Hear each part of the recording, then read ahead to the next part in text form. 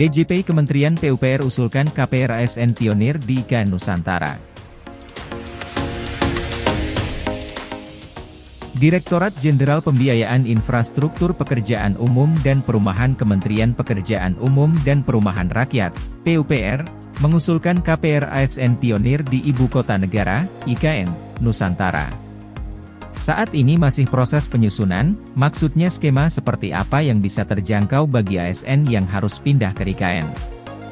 ASN yang diharapkan pindah ke IKN adalah generasi muda sehingga memiliki kelebihan bisa mencicil secara jangka panjang, ujar analis kebijakan Subdirektorat Kemudahan dan Bantuan Direktorat Pelaksanaan Pembiayaan Perumahan DJP Kementerian PUPR Ratna Indriani dalam seminar daring di Jakarta, Senin, 5 Juni 2023.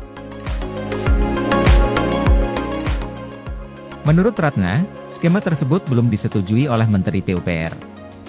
Pada dasarnya kebutuhan skema pembiayaan KPR untuk ASN pionir di IKN ini muncul karena kebutuhan penyediaan perumahan di IKN, khususnya bagi ASN.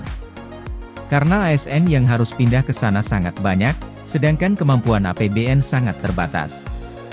Oleh karena itu, Ratna melanjutkan, pemerintah mencoba pembiayaan kreatif. Pertama, penyediaannya melalui KPBU. Kemudian selain KPBU, ada juga penyediaan oleh pasar perumahan di sana.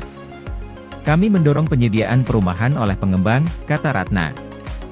Dia juga mengatakan, dari sisi hunian diharapkan bukanlah hunian yang biasa saja. Sehingga para ASN yang pindah ke IKN berminat untuk berinvestasi pada hunian di sana.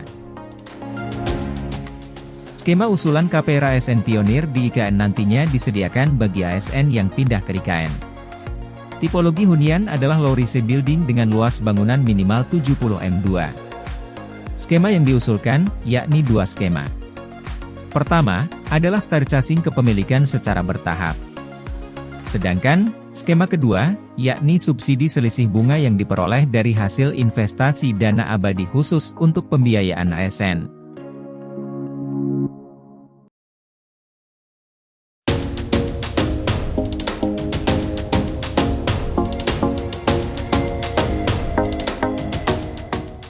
Manjakan oligarki lewat fasilitas surgawi, IKN terlihat buat Jokowi rela mengalah demi investasi.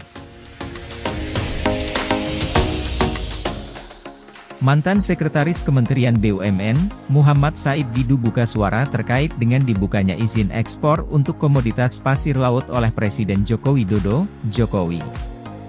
Dirinya mengaitkan hal tersebut dengan manuver pemerintah untuk mendatangkan investor demi jalannya proyek dari IKN Nusantara.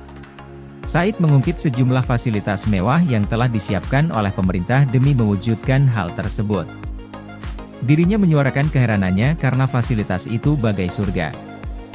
HGU sampai 190 tahun dan bisa jadi hak milik, bebas pajak, bisa jadi tempat investasi, cuci uang, haram, asing bebas tinggal sampai 10 tahun, cuitnya dalam akun Twitter pribadinya Said_Didu, Senin, 5 Juni 2023. Hal tersebut rupanya tidak cukup, terbukti dengan ke-8 negara yang membuka izin ekspor pasir laut. Said mengatakan dengan hal ini nyatalah pemerintah tengah menjual sejumlah sumber daya alam yang harusnya dimanfaatkan demi kemajuan dari Indonesia. Sekarang ditukar tambah dengan ekspor pasir laut. Kalian sudah menjual NKRI, pungkasnya. Diketahui, pemberlakuan kembali kebijakan ekspor laut di Indonesia kini mengalami banyak pertentangan termasuk dari mantan menteri. Hal ini membuat turunnya suara dari Menteri KKP, Sakti Wahyu Trenggono. Dirinya mengatakan rencana pemberlakuan kembali ekspor air laut ini sesuai prosedur dan bukan bertujuan untuk menjual negara. Ini bukan menjual negara. Kebijakan ini tidak bertujuan untuk menjual negara, ungkap Sakti kepada wartawan di kantor Kementerian KKP, Rabu, 31 Mei 2023. Sakti pun juga menambahkan bahwa pasir laut yang akan dikeruk diprioritaskan untuk mendukung reklamasi yang akan dilakukan di IKN. Ada permintaan reklamasi di IKN yang mengambilnya pasir dari mana?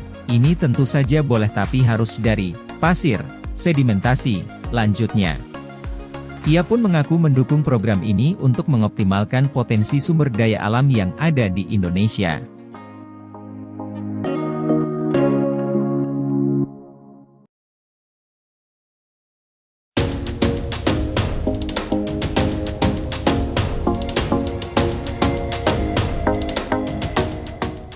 Anggaran infrastruktur tahun depan Rp477 triliun, termasuk untuk IKN.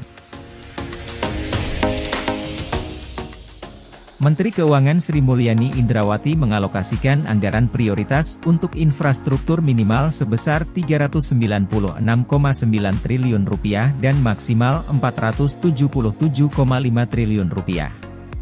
Alokasi anggaran tersebut termasuk untuk pendanaan pembangunan Ibu Kota Negara, IKN, Nusantara.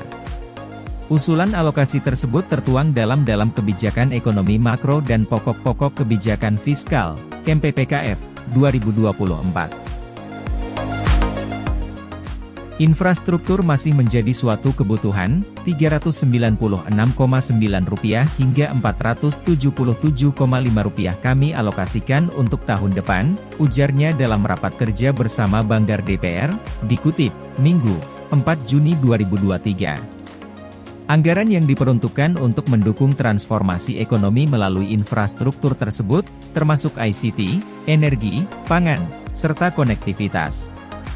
Melalui usulan anggaran infrastruktur ini juga UNUT mendukung percepatan penyelesaian pembangunan IKN secara bertahap dan berkelanjutan. Adapun pada APBN 2023, Sri Mulyani menganggarkan Rp392 triliun untuk infrastruktur.